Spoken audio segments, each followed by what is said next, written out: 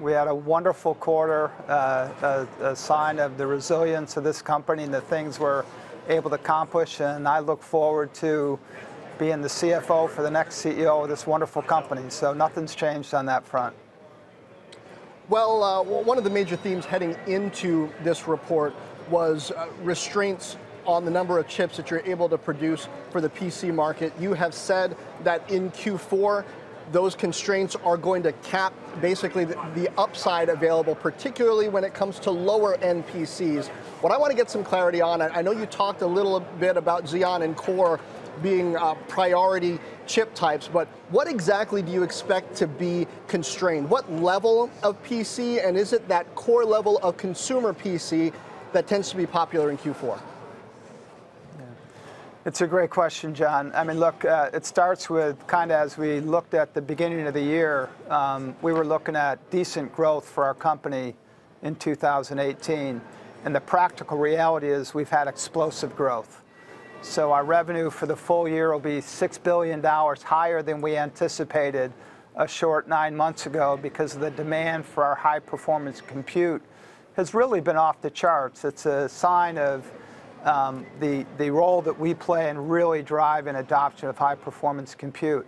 As we go into the fourth quarter, our expectations is the company will grow at roughly 11%, so continued strong growth in the quarter.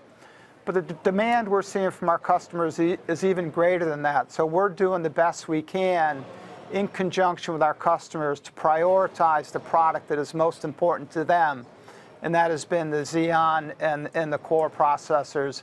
The implications are the lower end of PCs and the devices, the chips we sell into the Internet of Things arena, which is a big and growing business for us, will be constrained in the fourth quarter as we work to get more and more supply through our fabs.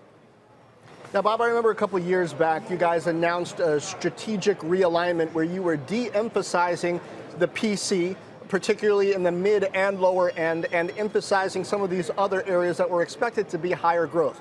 Over the course of 2018, we've seen that there were some problems with that thesis, still plenty of running room for the PC. Are you treating this PC boom as a temporary thing, or are you going back and rethinking that strategic realignment, and are you going to have something else to say about how Intel's going to be structured chips-wise, markets-wise going forward? Yeah, I would never say that we're de-emphasizing the PC. It is such an important part of our business. It's such a critical component of the scale that we have. It funds the IP. It fills the fabs. It's been a very important part of our business.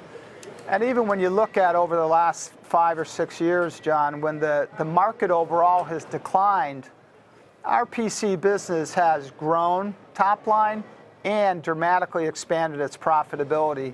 What you saw this quarter is a case with just modest growth in the industry, 1% to 2% PC TAM growth.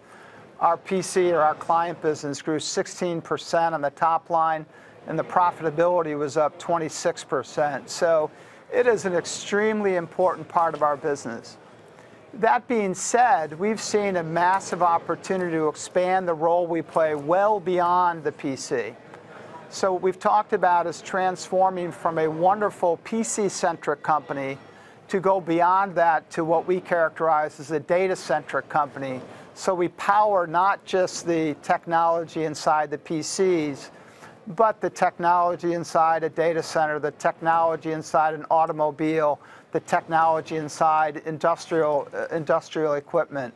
So it's not a de-emphasis of the PCs. It's an opportunity to expand the technologies and the role we play in a much larger TAM to really fuel the growth of the company going forward. Now, on the call, Bob, you talked about the impact of the trade war with China in terms of headwinds and tailwinds, and you talked about China being a big market. I'm wondering what exactly you see as the range of possibilities in 2019 for how this could affect you. You said that you have a world-class supply chain team that you expect is going to be able to weather these dynamics. But as we get the prospect of more tariff impact, what is the range of possible impact on Intel specifically in the markets you operate in that you expect? Yeah, really three key points that we made here. One is China has been and will continue to be an important market for us, and we are big proponents of free trade. We think it's good for the industry, we think it's good for the global economy, and we think it's good for our company. So China's important, free trade is important. In terms of the impact on our business so far, we really haven't been impacted, but this third wave of tariffs could impact computers and servers going forward. So what we do is fall back on our global supply chain, which has always been a key strength of the company, and working with our customers around the world to ensure that we can move product to avoid what we believe the eventual impact could be in a world of increasing tariffs, which is higher costs for consumers at point of sale. So this is one where a real sophisticated global supply chain of ours and of our customers, and working together, we're going to mitigate best we can any potential implications that this third round of tariffs could have on us or on the industry.